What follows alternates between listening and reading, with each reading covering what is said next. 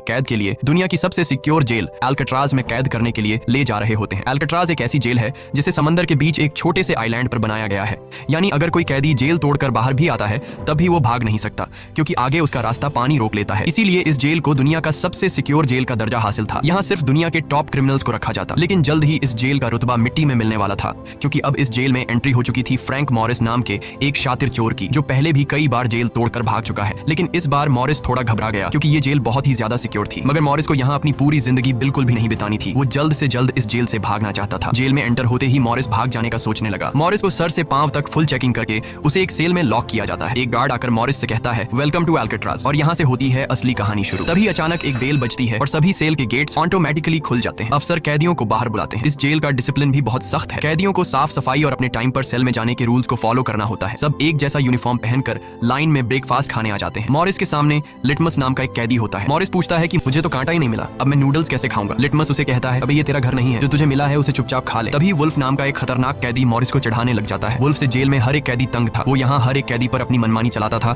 और उस पर बलात्कार के ढेर सारे केस भी हैं। इस जेल में एक से बढ़कर एक खतरनाक कैदी रखे जाते हैं। यहाँ लिटमस मॉरिस से थोड़ा खाना मांगता है और इस दौरान मॉरिस उसे अपनी प्लेट दे देता है। जब मॉरिस टेबल के नीचे से देखता है तो उसे पता चलता है कि लिटमस खुद खाना नहीं खा रहा, बल्कि वो चूहे को दे रहा है। रात को एक गार्ड मॉरिस को वार्डन के पास लेके जाता है। जब मॉरिस वार्डन के ऑफिस में पहुंचता है तो वार्डन मॉरिस से कहता है कि मैं जानता हूं कि तुम बहुत ही शार्प माइंड हो और बहुत इंटेलिजेंट भी हो, लेकिन वो सब यहाँ किस काम का, क्योंकि तुम्हारे जैसे यहाँ कितने आए और गए पर यहाँ से कोई बच नहीं पाया। यहाँ कैदी बहुत ही स्ट्रिक्ट रूल्स फॉलो करते हैं। 2 महीने में एक बार ही कोई तुमसे मिलने आ सकता है, और वो भी तब अगर मेरा मूड अच्छा हो। वार्डन बहुत ही सख्त इंसान है, जो जरा सी गलती पर भी कैदियों को बहुत ही स्ट्रिक्ट पनिशमेंट देता है। वार्डन कहता है, यहाँ से भागने का सोचना भी मत, नहीं तो तुम्हारे टुकड़े टुकड़े कर दिए जाएंगे। जिस पर मॉरिस जवाब देता है, नहीं सर, आपके होते हुए यहाँ से कौन भागने का सोच सकता है। लेकिन असल में पहले दिन से ही मॉरिस के दिमाग में यहाँ से भागने की प्लानिंग शुरू हो चुकी थी। इस दौरान मॉरिस मौका देखते ही वार्डन का नेल कटर चुरा लेता है, जो वैसे तो बहुत ही छोटी सी चीज थी, पर मॉरिस को पता था कि अल्काट्राज जैसे जेल में इस छोटे से नेल कटर से भी बहुत बड़ा काम लिया जा सकता है। मॉरिस वापस सेल में आते ही इस नेल कटर को बाइबल में छुपा देता है। अगले दिन बाथरूम में वुल्फ फिर मॉरिस को परेशान करने लगता है, पर इस बार मॉरिस उसे छोड़ने वाला नहीं था। अब मॉरिस अपना असली रूप दिखाता है और उसे पकड़कर उसकी खूब धुलाई करता है। वुल्फ को पीटने के बाद अब मॉरिस का पूरे जेल में एक अलग रुतबा बन गया। हर कोई मॉरिस से डरने लगा। इसके बाद मॉरिस को लाइब्रेरी में काम दिया जाता है। वहाँ इंग्लिश नाम के एक आदमी से उसकी मुलाकात हो जाती है। वो इस जेल का सीनियर कैदी है। इंग्लिश को भी 2 आदमियों के कत्ल की वजह से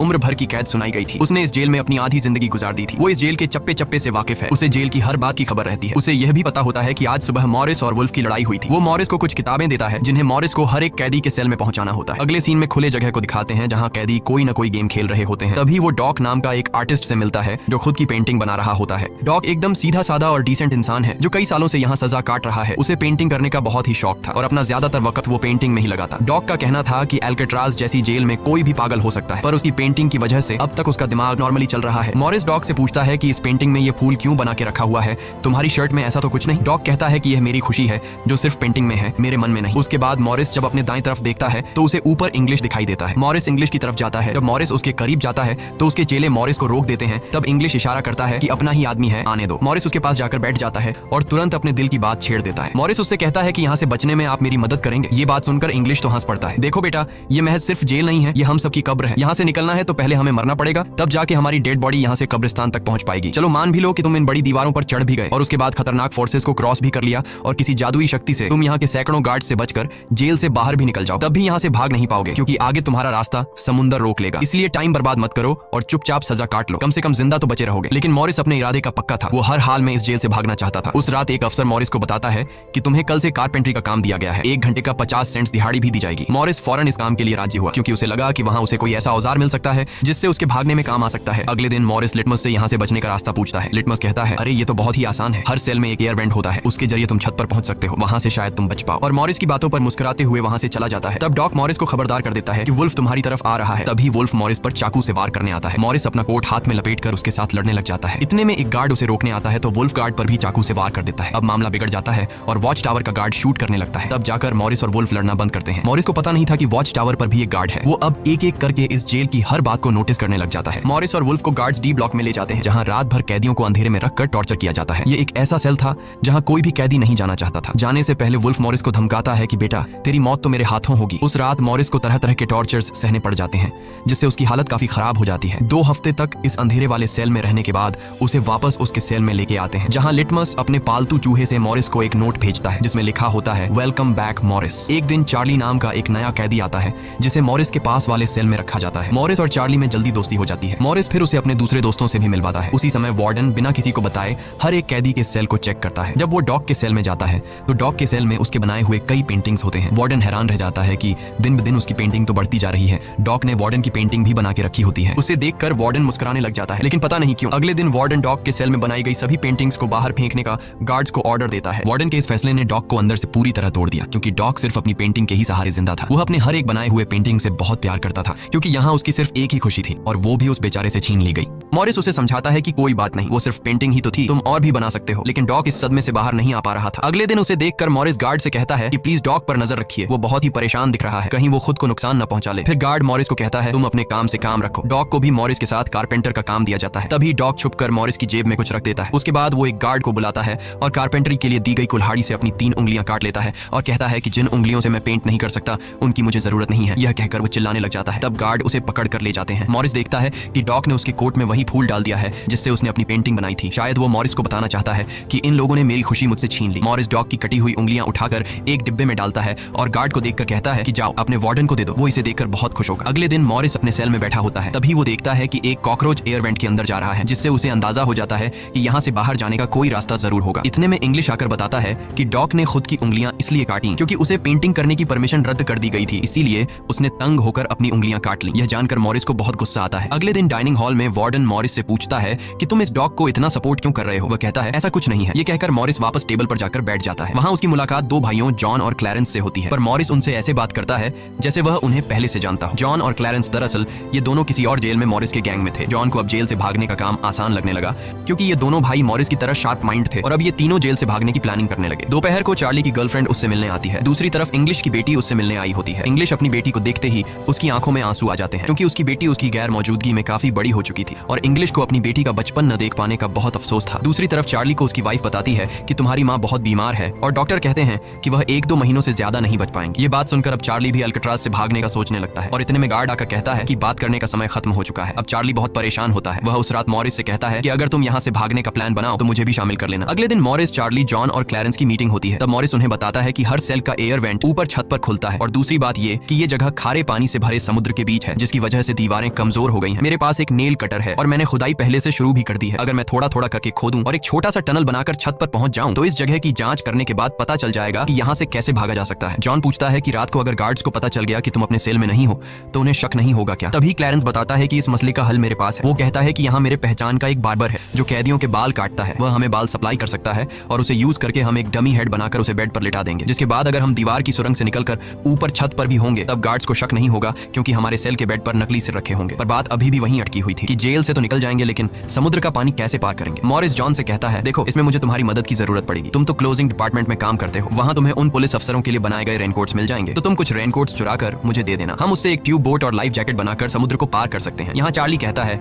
भाई मुझे भी कोई काम दो, मैं भी तुम लोगों की मदद करना चाहता हूँ। मॉरिस चार्ली से कहता है कि जब मैं वेंटिलेशन की जाली खोदूं तो तुम पहरा देना ताकि कोई गार्ड हमें देख न ले, और जब तुम खोदोगे तब मैं पहरा दूंगा। मॉरिस का प्लान सभी को पसंद आता है और उसी रात में काम शुरू कर देते हैं। लेकिन दीवार खोदने के लिए नेल कटर बहुत छोटा था, जिसे चलाने में मॉरिस को बहुत जोर लगाना पड़ता और मॉरिस को दीवार खोदने में काफी मुश्किल हो रही थी। उसके हाथ में कहीं छोटे भी आई, लेकिन वो धीरे धीरे उस होल को खोदने लगता है। अगले दिन वो खाने के टेबल पर अपने दोस्तों से कहता है कि मुझे खुदाई के लिए एक बड़े औजार की जरूरत है, नेल कटर से दीवार खरीदना बहुत मुश्किल हो रहा है। तभी मॉरिस ने अपने हाथ में चम्मच को देखते हुए उसके दिमाग में एक आइडिया आया। वो जानबूझकर चम्मच को अपने जूते पर घिसकर उसे गंदा कर देता है। उसके बाद मॉरिस ने गार्ड को बुलाया और कहा कि ये चम्मच गंदा है, मुझे दूसरा चम्मच दो। बाकी लोगों ने भी गार्ड से उनका चम्मच बदलने की रिक्वेस्ट की। गार्ड को इसमें कोई गड़बड़ नहीं लगी और उसने फौरन चम्मच बदलने की इजाजत दे दी, जिसके बाद वह सीधा टेबल की तरफ बढ़ता है जहां एक और सिक्योरिटी गार्ड सीट पर बैठा होता है। पर जैसे ही वह टेबल पर रखे हुए चम्मच बदलने लगता है तो जॉन ने वहां मौजूद गार्ड को बातों में उलझा लिया, जिसका फायदा उठाते हुए मॉरिस ने एक के बजाय 2 चम्मच उठा लिए और एक को जेब में छुपाकर रख दिया, जिसके बाद वह सीधा अपने सेल में चला जाता है। रात को इंग्लिश उसे बुक देने आता है तो मॉरिस पूछता है कि क्या यहाँ पर वेल्डिंग करने वाला कोई इक्विपमेंट मिलेगा। इंग्लिश समझ जाता है कि मॉरिस के सिर पर अब भी जेल से भाग निकलने का भूत सवार है। वह कहता है कि मैं तुम्हें पहले भी बता चुका हूँ कि तुम्हारी कोशिश बेकार हो जाएगी, क्योंकि तुम पकड़े जाओगे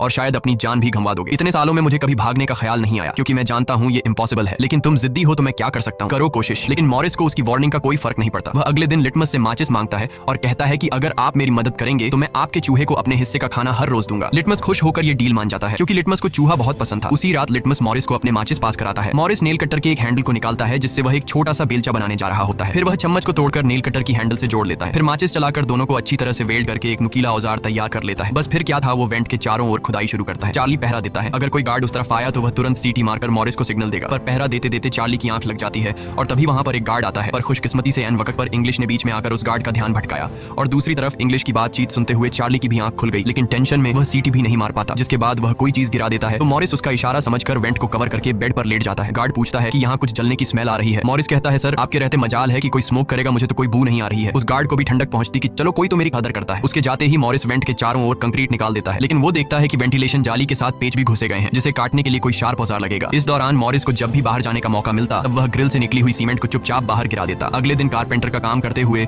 वह एक मेटल उठा लेता है जो चाकू की तरह शार्प है। लेकिन चार्ली उसे कहता है कि मेटल डिटेक्टर से बचकर तुम्हें इसे बाहर कैसे लेके जाओगे। मॉरिस बहुत ही कॉन्फिडेंस से कहता है कि वो सब मैं देख लूंगा। जब मॉरिस बाहर जाता है तो दरवाजे पर मेटल डिटेक्टर बजने लगता है। दरअसल मॉरिस मेटल को हाथ में उठा लाया था। गार्ड पूछता है कि ये क्यों लेके जा रहे हो। मॉरिस कहता है, सर वो मैंने सोचा कि कपड़े टांगने के लिए इसे यूज करूंगा। गार्ड कहता है, ज्यादा होशियार मत बनो और वो मुझे दे दो। ये कहकर गार्ड वो मेटल उससे ले लेता है और मॉरिस को पूरी तरह चेक करके जाने देता है। लेकिन अपना हीरो तो हीरो है। दरअसल उसने 2 मेटल चुराए थे, एक हाथ में लाया था और दूसरा शूज में छुपा के रखा हुआ था। उस शार्प मेटल से वह ग्रिल को काट लेता है। अब बारी आती है गार्ड्स को चकमा देने के लिए नकली सिर बनाने का, जिसके लिए ये चारों अपनी जिम्मेदारी का काम करते हैं। चार्ली गार्ड से थोड़ा पेंट मंगवाता है। वो गार्ड से कहता है कि मुझे आर्ट बनाने का शौक है। गार्ड भी इनकार नहीं करता और पेंट उसको ला कर दे देता है। मॉरिस उस होल से निकाले गए कंक्रीट को पीसकर एक पाउडर बनाता है। जॉन नाई की दुकान से बाल इकट्ठा करके लाता है और क्लैरेंस लाइब्रेरी से पुरानी किताबें इकट्ठा कर लेता है। सारा सामान इकट्ठा होने के बाद मॉरिस पानी और पुराने मैगजीन का इस्तेमाल करके एक डमी सिर बनाने लगता है जिसके ऊपर पेंट और नकली बाल लगाकर बिल्कुल रियल दिखने वाला एक नकली सिर तैयार कर लेता है। साथ ही साथ मॉरिस ने अपने प्लान को और मजबूत करने के लिए नकली कार्डबोर्ड बनाए जिससे कोई शक नहीं कर पाएगा कि सामने की दीवार में किसी ने सुरंग बनाई है। एक रात मॉरिस ने अकेले ही ऊपर जाने का फैसला किया जिसके लिए उसने अपनी बनाई गई नकली खोपड़ी को बेड पर रखा और उसे गर्दन तक कंबल से ढक लिया। जिसके बाद वह नकली कार्डबोर्ड लेकर सुरंग से बाहर निकल आता है। वहां मॉरिस पाइप्स को पकड़कर धीरे धीरे ऊपर छत पर चढ़ जाता है। दूसरी तरफ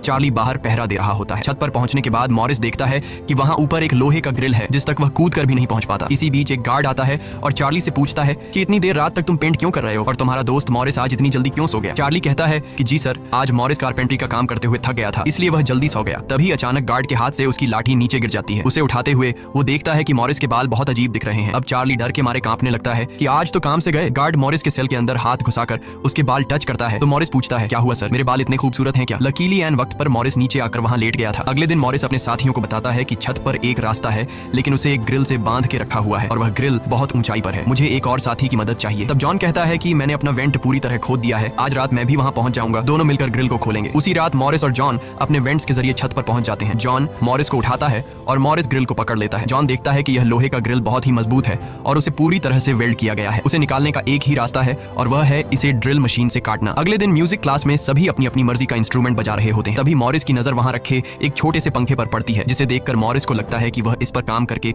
एक ड्रिल मशीन बना सकता है, जिसके लिए वह चार्ली से कहता है कि तुम किसी तरह करके इस पंखे को यहाँ से छुपा लो। चार्ली बड़ी आसानी से इस छोटे से पंखे को अपने इंस्ट्रूमेंट बॉक्स में छुपा कर रख देता है। जब चार्ली बाहर आता है तो गार्ड्स उसके इंस्ट्रूमेंट बॉक्स को चेक भी करते हैं लेकिन उन्हें पंखा नहीं नजर आता और चार्ली को जाने दिया जाता है। वह पंखा जैसे ही मॉरिस के हाथ लगता है तो मॉरिस उस पर काम करना शुरू कर देता है और कई घंटों बाद मॉरिस उस पंखे से एक ड्रिल मशीन तैयार कर लेता है। उस रात मॉरिस और चार्ली छत पर चढ़कर उस लोहे की रोड को ड्रिल मशीन से काटने लग जाते हैं। ड्रिल मशीन की आवाज काफी तेज थी जो कि ड्रिल की आवाज को सुनकर गार्ड्स ऊपर आने लगते हैं लेकिन तब तक मॉरिस ग्रिल का एक रोड काट देता है और ड्रिलिंग की आवाज बंद हो जाती है। ड्रिल की आवाज बंद होने के बाद गार्ड उसे नजरअंदाज करके वापस चला जाता है। अब इन चारों ने भागने के लिए अपने सभी रास्ते खोल दिए थे जिसके बाद वह मंगलवार की रात को दुनिया की सबसे सिक्योर जेल एल्काट्राज से भागने वाले थे जिससे आज तक कोई भी नहीं भाग पाया था। अगले दिन फिर उनकी मीटिंग होती है और वह भी मूवी हॉल में जहां सब मूवी देख रहे होते हैं। मूवी की आवाज के बीच मॉरिस जॉन और क्लैरेंस से पूछता है कि क्या तुम्हारा वेंट तैयार हुआ है और उन रेनकोट्स का क्या हुआ जिससे हम ट्यूब बोट्स और लाइफ जैकेट्स बनाने वाले थे। वह बताते हैं कि सब तैयार है, हमारा डमी सिर भी एकदम रेडी है, बस बच निकलने की देरी है। अगली सुबह नाश्ते के दौरान मॉरिस ने डॉग के दिए हुए फूल को टेबल पर रखा। वार्डन ने जब इस फूल को देखा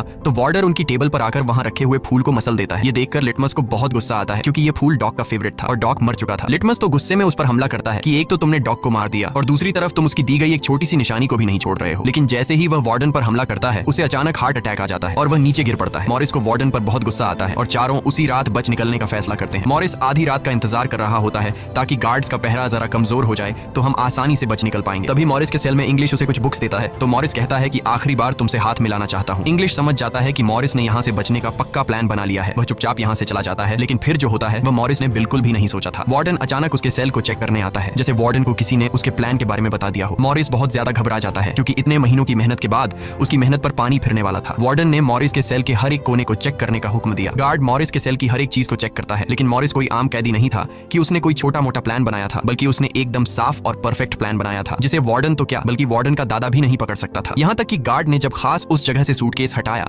जहां मॉरिस ने सुरंग करके भागने का रास्ता बनाया था, तो वहां भी मॉरिस नहीं पकड़ा गया, क्योंकि उसने पहले से ही एक नकली कार्डबोर्ड बनाकर दीवार में बिल्कुल बारीकी से फिट कर लिया था। जब वहां कुछ नहीं मिलता तो वार्डन और गार्ड चले जाते हैं, लेकिन गार्ड बताता है कि मॉरिस और चार्ली रात भर बातें करते रहते हैं, मुझे तो दाल में कुछ काला लग रहा है। वार्डन कहता है ठीक है, कल तुम मॉरिस का सेल चेंज कर दो, जिससे वो दोनों न साथ रहेंगे और न ही बात कर पाएंगे। अगले दिन ब्रेकफास्ट के टाइम पर वुल्फ मॉरिस को फिर धमकाता है और मॉरिस से कहता है कि आज रात तुम्हारी आखिरी रात होगी। मॉरिस अपने साथियों से कहता है कि यह गधा ठीक कह रहा है, आज रात यहाँ मेरी आखिरी रात ही होगी। लेकिन दोपहर को ही वुल्फ मॉरिस पर चाकू से वार करने जाता है, तभी इंग्लिश बीच में आकर वुल्फ को पकड़ लेता है। दरअसल इंग्लिश भी मॉरिस की मदद करना चाहता है, वह कामयाब हो या ना हो, लेकिन इंग्लिश मॉरिस के काम में मदद करना चाहता है। उस रात मॉरिस, जॉन, क्लैरेंस और चार्ली ने अपने अपने वेंट के रास्ते से निकलकर ऊपर छत पर मिलने का फैसला किया। यहाँ तो चार्ली अपने साथियों के साथ भागने के लिए राजी हो जाता है, लेकिन फिर जैसे ही वह सेल में पहुंचता है तो उसे घबराहट होने लगती है। सेल में अकेला बैठकर उसने प्लान में शामिल ना होने का फैसला किया और उसके बाकी तीन साथी अपने अपने वेंट के रास्ते से निकलकर ऊपर छत तक पहुंच जाते हैं। वह तीनों काफी देर तक चार्ली का इंतजार करते हैं, लेकिन काफी टाइम गुजरने के बाद जब उन्हें लगता है कि चार्ली नहीं आएगा तो वह चार्ली को छोड़कर निकलने का फैसला कर लेते हैं। वह तीनों अपने प्लान के मुताबिक आगे बढ़ने लगे, लेकिन इधर चार्ली की आंखों के सामने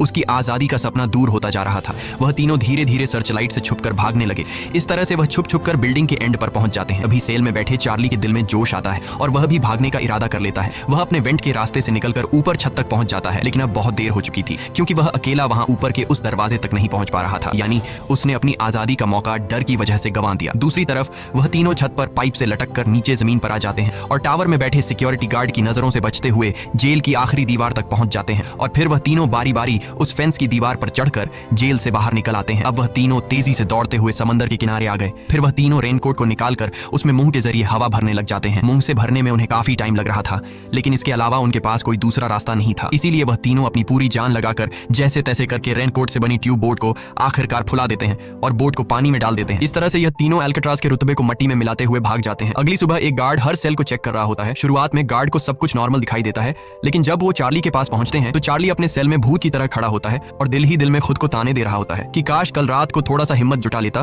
तो शायद बाकी लोगों के साथ बच निकल जाता। गार्ड पूछता है कि तुम्हारा दोस्त यह इतनी देर तक क्यों सो रहा है। यह कहकर वो मॉरिस के सेल में जाकर उसे आवाज देता है, लेकिन मॉरिस की तरफ से कोई जवाब नहीं मिलता तो गार्ड को गुस्सा आता है और वो सेल खोलकर उसे बालों से पकड़कर उठाने की कोशिश करता है। लेकिन जब गार्ड उसे जोर से ऊपर की तरफ खींचता है तो सिर नीचे गिर जाता है। यह देखकर गार्ड के पैरों तले जमीन ही खिसक गई, क्योंकि मॉरिस अब सेल में नहीं बल्कि बाहरी दुनिया के मजे ले रहा है। बेड पर तो उसने अपना डमी हेड छोड़ दिया था, जिसके बाद पूरे अल्काट्राज में सायरन बजने लग जाते हैं। पूरे जेल में यह बात फैल गई कि जेल से कुछ कैदी भाग चुके हैं, जिसके बाद वार्डन जेल के चप्पे चप्पे में उन तीनों को ढूंढने लगता है।